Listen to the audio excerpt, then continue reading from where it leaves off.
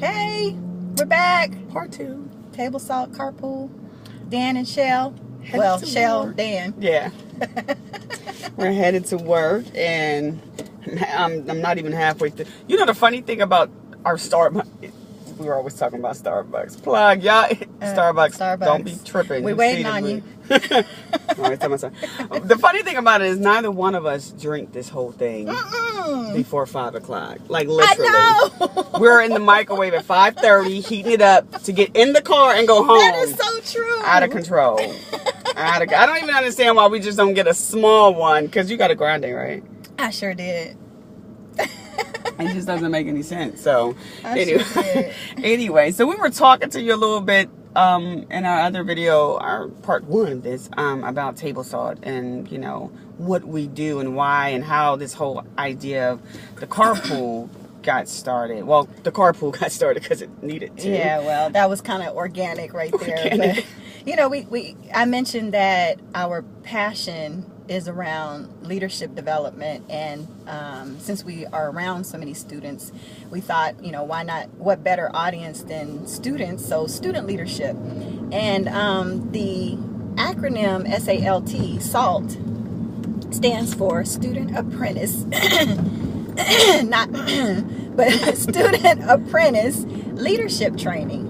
And so the word SALT needed something to balance it. And, you know, as we were conceptualizing what to put with SALT, the word table came about, because what do you do at a table? You commune with each other, you talk about things, you hash out issues, and you break bread. There's all kinds of things you do at the table, but you do it together. Right.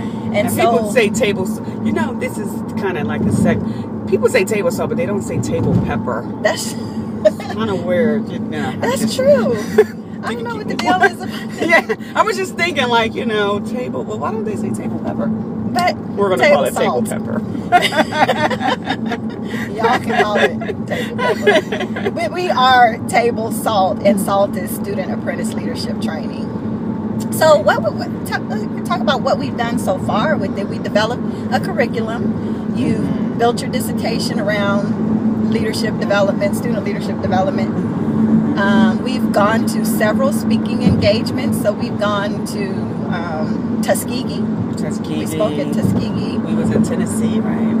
Tennessee at Tennessee State. I think it was Tennessee State University. Maybe. Oh man. I don't know, but we've been a lot of places. New Mexico. We have been to.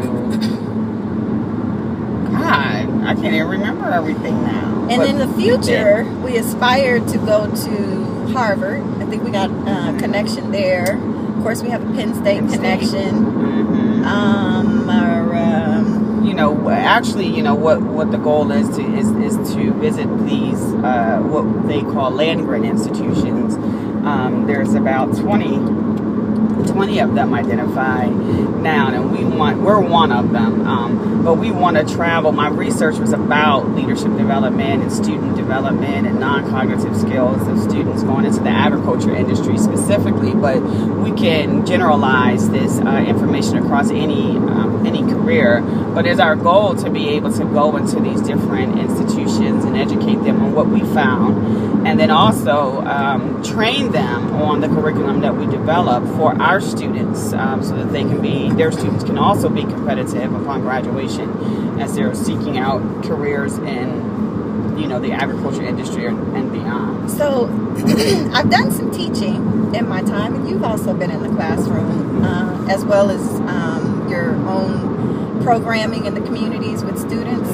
And I think it's pretty obvious amongst those that I've talked to in that industry that students, when they enter the workforce, they lack so many of those skills that you know, employers will say, wow, you know, they're great in the technical stuff, but you know, they just don't get it when it comes to how to build teams and communicate and those kinds of things. So we talked about C5E, and there's 5 C's: communication, conflict management, collaboration, creativity.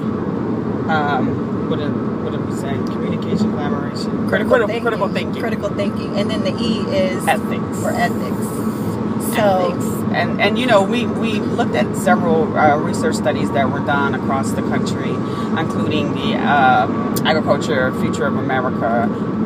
As a matter of fact, the president of the Agriculture Future of America is now collaborating with us to do another national research, and so we're in the baby stages of brainstorming what that is going to look like. Shout out to Scott and Mark. We love you guys already. But yeah, so we looked at those research studies, and you know what we found was that there was some common threads regarding some of the non-cognitive skills that they were identifying, and in some research also did some studies looking at the agriculture industry leaders and a quantitative study. So they sent out surveys of the leaders and student graduates and really tried to gauge what their perceptions were about what the industry is needing, and the industry leaders will talk about what they actually are needing. And there was a conflict where students were thinking that the most important thing was their GPAs. The industry leaders was like, while important, it's not the most important thing. It's kind of down on that list, Right. One of the industry leaders that we quoted from directly was Laszlo Bach, who is a senior administrator with, I think he's a VP, right? Yeah, I think he's a VP or something like that. With Google, the Google company. And so obviously Google is a leading force in that industry. And if he's saying that those who they want to recruit to be in their corporate culture, he's not necessarily worried about, or that company isn't necessarily worried about their GPA, which in a student's mind, that's all that's drilled into them as they go through school is what's your GPA, and if you don't have a good GPA and all that good stuff. So he says that it's really about the soft skills. It's really about those skills that are non-cognitive skills that we're trying to enlighten young people, first by increasing their awareness that this is a need, and then the framework. I'm sure you can elaborate on that a little bit more. You can't just tell a student or someone that, hey, you need soft skills. Right. They actually have to believe it for themselves, that that's a need that they have in order to be successful. If that doesn't exist, then it's not going to work. Right. And it is, when we were talking about those non-cognitive skills we created, I say we because I really engaged her as much as I can in my dissertation. So we're like damn near co-authors of my damn dissertation, right? But I engaged her a lot because right there. That's a sorrow right there. That's what I'm talking about. Don't even let us get to the whole sorrow thing. That is part 3. But I engaged her a lot because we were using this research to help shape our student leadership program that we designed. But I created a conceptual framework around it, and looking at the theory of reason action, which was designed by, two philosophers, Agin and Fishman, a long time ago, that, why would people want to change their behavior?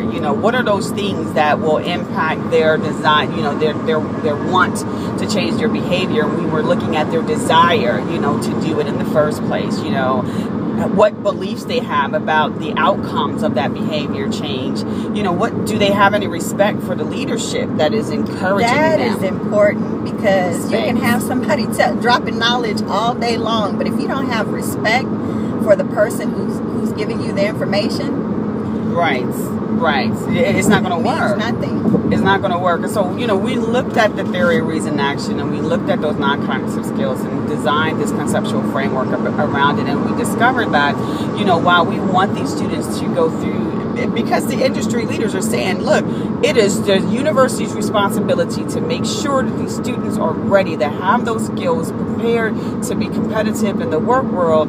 And if, in fact, quoting one of my interviewees, if they don't believe that to be so, they should be fired. So, That's it's deep. I was like, well, let me type this up. And so it is the university's responsibility. But what we found was that some of the professors in the universities, they don't even have those skills.